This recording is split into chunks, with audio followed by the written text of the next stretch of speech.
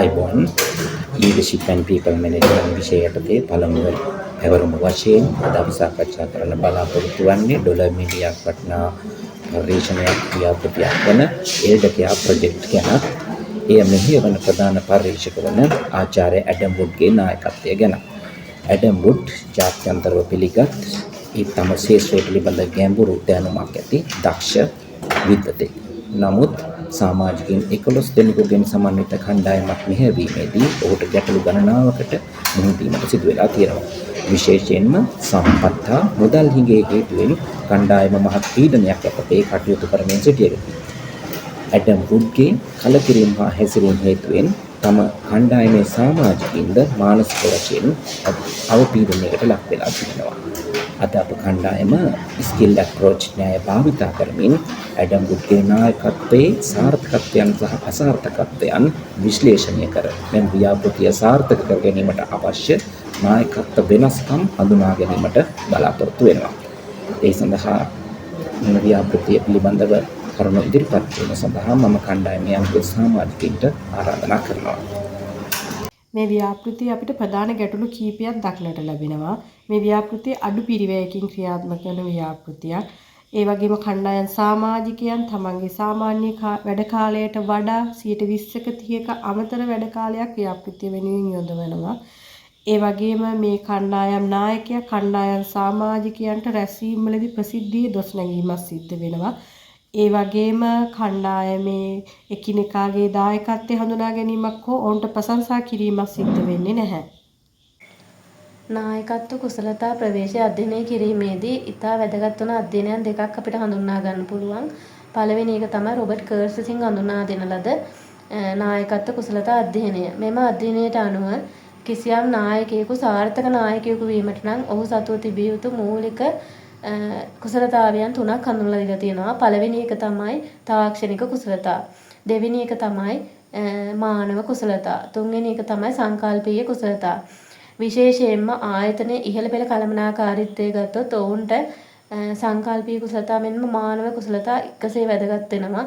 ඒ වගේම ආයතනයේ දෙවන පෙළ කළමනාකාරීත්වය සඳහා මානව කුසලතා, තාක්ෂණික කුසලතා මෙන්ම සංකල්පීය කුසලතා එකසේ වැදගත් වෙනවා. ඒ වගේම ආයතනයේ පළම කර්මනාකාරීත්වය සඳහා තාක්ෂණික කුසලතා මෙන්ම මානව කුසලතා විශාල වැදගත්කමක් ගන්නවා. අපි ඊළඟට බලමු ආයතනයක නායකත්ව දක්ෂතා සම්බන්ධයෙන් ඉදිරිපත් කරලා තියෙන දෙවන අධ්‍යයනය පිළිබඳව. මෙම අධ්‍යයනය ඉදිරිපත් කරලා තියෙන්නේ වුම්ෆෝඩ්, සැක්කෝ සහ ගාඩින් යන පුද්ගලයන් තිදෙනා විසින්. එම ඉදිරිපත් කිරීමට අනුව කිසියම් නායකයෙකු සාර්ථක නායකයෙකු වීමට නම් ඔවුන් සතුව පැවතිය යුතු මූලික කුසලතාවයන් තුනක් ඉදිරිපත් කරලා තියෙනවා. විශේෂයෙන් අනාගත ආයතනික ගැටලු විසඳීමේ හැකියාව, දෙවෙනි එක පුද්ගල පද්ධති සහ පුද්ගල හැසිරීම, එනම් මානව හැසිරීම හඳුනා ගැනීමේ හැකියාව, ඊට අමතරව තොරතුරු රැස් කිරීම, විශ්ලේෂණය හා අර්ථකථනය කිරීමේ හැකියාව අපිට හඳුන්වලා දෙන්න පුළුවන්. විශේෂයෙන්ම මෙන අධ්‍යයනය දෙක සංසන්දනය කිරීමේදී අපිට මෙම අධ්‍යයනයන් තුළින් නායකත්ව කුසලතා ප්‍රවේශය වර්තමානයේට ඉතාමත් ප්‍රායෝගිකව භාවිතා කරන්න පුළුවන් නායකත්ව ප්‍රවේශයක් විදිහට අපිට හඳුන්වලා දෙන්න පුළුවන්. කුසලතා විශ්ලේෂණය යටතේ ඩොක්ටර් වුඩ් කියන නායකයා මේ ව්‍යාපෘතියට දක්වන දක්ෂතාවයන් සහ දුර්වලතාවයන් විශ්ලේෂණය කරන්න පුළුවන්. එතෙන්දී අපිට ඩොක්ටර් වුඩ් කියන්නේ අධ්‍යාපනයෙන් ඉතාමත් හොඳ පුද්ගලයෙක්, ප්‍රවීණ දේශකයෙක්, ඒ වගේම උපදේශන සේවා සපයන්නේ. ඔහුගේ දැනුම මේ ව්‍යාපෘතියට යොදවනවා. ඒ වගේම මේ ව්‍යාපෘතියට අවශ්‍ය අමතර අරමුදල් සපයා ගැනීමද ඔහුට හැකියාව ලැබෙනවා. එතුලින් අපිට පේනවා මේ ව්‍යාපෘතියේ ගුණාත්මක භාවය ආරක්ෂා වෙනවා. ඒ වගේම මොහොත තියෙන දැනුම සහ කාර්ය කිරීමේ හැකියාව ඉතාමත් හොඳ තාක්ෂණික කුසලතාවයක් කියන එක. ඒ වගේම තමයි අපි human skills අතින් බැලුවම මානව කුසලතා අතින් බැලුවම ඉතාමත් දුර්වලයි. මොකද ඔහු ළඟ වැඩ කරන සේවකීන් ඔහු ප්‍රසිද්ධි විවේචනය කිරීමක් කරනවා. සේවකින්ට නිසියාකාර සංනිවේදනයක් ලබා දෙන්නේ නැහැ. ඒ වගේම සේවකින්ට දොස් නගනවා, සේවකින් මොටිවේෂන් කරන්නේ නැහැ. තාක්ෂණික කුසලතාවකින් ඔහු සම්පූර්ණ වුණා. මානව කුසලතාවකින් ඔහු ඉතාමත්ම දුර්වල මට්ටමක පවතිනවා කියන එක අපිට මෙම විශ්ලේෂණය තුළින් හදාරන්න පුළුවන්. ඒ වගේම ඊළඟට කණ්ඩායමේ මේ ව්‍යාපෘතියේ වත්මන් තත්වය විග්‍රහ කිරීම සඳහා මම ඊළඟ සමාජිකවට අවස්ථාව ලබා දෙනවා. කුසලතා ආදර්ශය අනුව අපේ පරීක්ෂණයේ වර්තමාන තත්ත්වය පිළිබඳ ඇගීමක් කළ යුතු වෙනවා. මේදී මේ ව්‍යාපෘතිය අලු පිරිවැය ව්‍යාපෘතියක් එමෙන්ම අතිකාල නොසලකා වැඩ කරන කාර්ය මණ්ඩලයක් සමග ආචාර්ය උඩ්ගේ පිළිගැනීමක් නොලැබුණු කණ්ඩායමක් එමෙන්ම අධාර්යමත් වුණු සේවක කණ්ඩායමක් එක්ක මෙම ව්‍යාපෘති සාර්ථකත්වයට පත් වේද කියලා බලන්න වෙනවා. මෙහිදී වඩාත් වැදගත් වන්නේ ශක්තිමත් හා කැපවීමෙන් යුතු සමාජිකින් පිරිසක් ඔවුන් මේ ව්‍යාපෘතිය ගැන දැඩි විශ්වාසයක් තියෙනවා. රැසීම් ආදීදී වුඩ් විසින් ප්‍රසිද්ධියේ සිදු කරනු ලබන දොස් නැගීම් වගේ දේවලින් අධාර්යමත් වීම නිසා නව අදහස් හා අවදානම් ගැනීම මගහැරලා තියෙනවා. ලැබුණු වැටුපට වඩා 20%ක් 30%ක ප්‍රමාණයක් අතිරේක වැඩ කරපු අයත් මෙන්ම මෙම ව්‍යාපෘතියේ පිරිවැය ඉතුරු කිරීමට දායක වෙච්ච කණ්ඩායමකුත් මේ ඉන්නවා. එමෙන්ම මේ හැමදේටම ඔරොත්තු දෙන වර්තමාන කණ්ඩායමක් මේ ව්‍යාපෘතිය තුළ ඉන්නවා.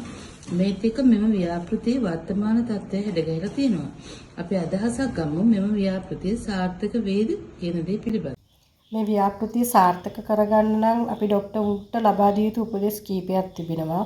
පළමුවෙන් තමයි කණ්ඩායම් සමාජිකයන් අතර sannivedanaye වැඩි දියුණු කර ගැනීම. දෙවනුව කණ්ඩායමේ සමාජිකයන්ගේ දායකත්වය හඳුනා ගැනීම සහ ඔවුන්ට ප්‍රශංසා කිරීම සිද්ධ වෙන්න ඕන. ඊට අමතරව කණ්ඩායමේ සමාජිකයන් අතර වැඩ සමබරව බෙදා ගන්න ඕන. ඊටත් අමතරව ડોක්ටර් උඩ්ට නායකත්ව පුහුණුවක් ලබා දීම සුදුසු වෙනවා.